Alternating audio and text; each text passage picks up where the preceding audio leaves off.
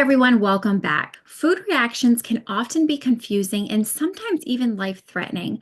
Whether you're experiencing a rash, digestive issues, or something more severe, understanding the difference between a food intolerance and a food allergy can be helpful in managing symptoms.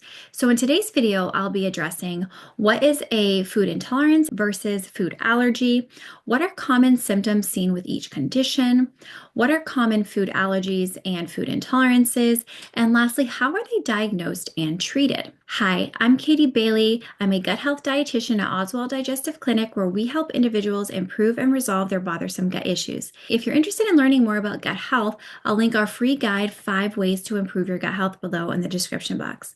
All right, let's get started on today's topic.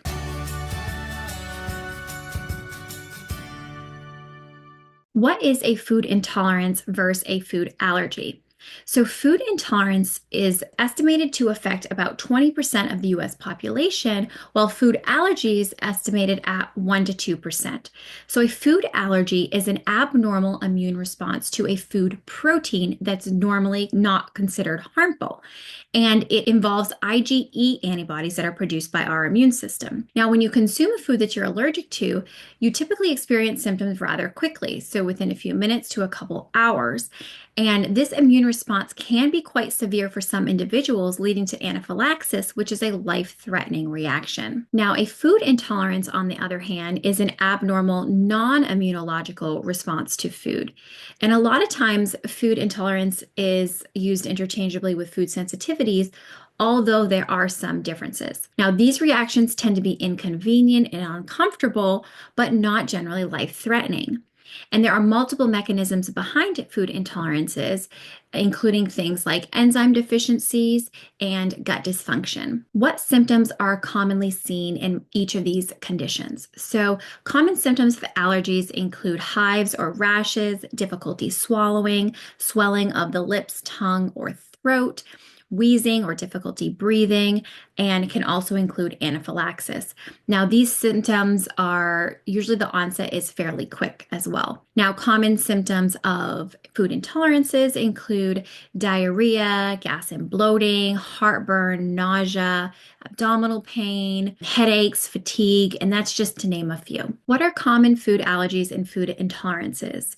So the most common food allergies are eggs, fish, shellfish, peanuts, tree nuts, soy, wheat, and milk. Now, when it comes to food intolerances, some of the most common ones we see are lactose intolerance, gluten intolerance, histamine intolerance, which is where the body can't break down histamine as well, and it can cause high histamine levels, which leads to symptoms, as well as intolerance to FODMAPs, where our body has a hard time breaking down those specific carbohydrate foods, which can then lead to symptoms as well. Now, this is not a complete list of food intolerances, but it just gives you an idea of some things that are common. So to further distinguish between an intolerance and an allergy, I want to provide a couple examples.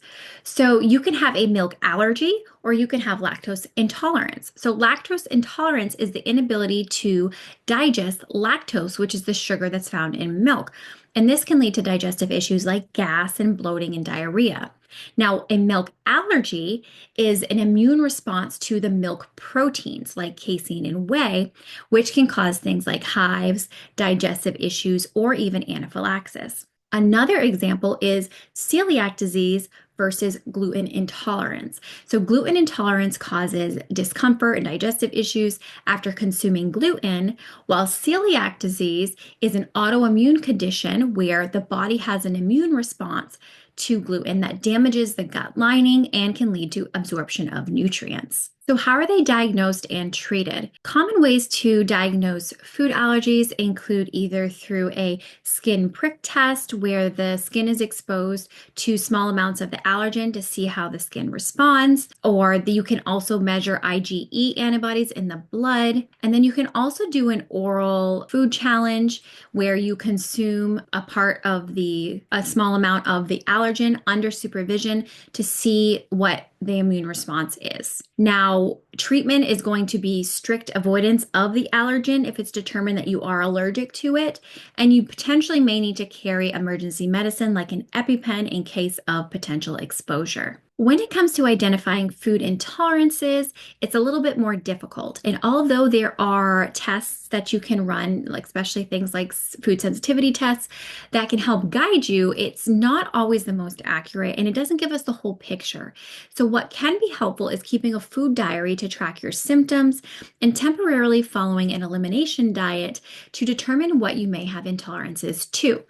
Now, treatment for food intolerances is going to be to avoid the food or limit the food while you try to determine why you may be having the intolerance in the first place. And a lot of times, food intolerances can be improved or even resolved when we focus on gut health and improving digestion. To wrap up our topic for today, although food intolerance and food allergies have some similarities, they are two distinct conditions that require specific treatment. If you're experiencing persistent symptoms after eating, I would encourage you to work with a practitioner that can help you determine if you are experiencing an allergic reaction or a food intolerance and help guide you in next steps.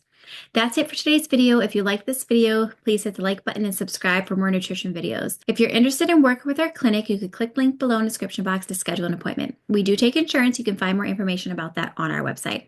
Thank you for watching. I'll see you next time. Bye.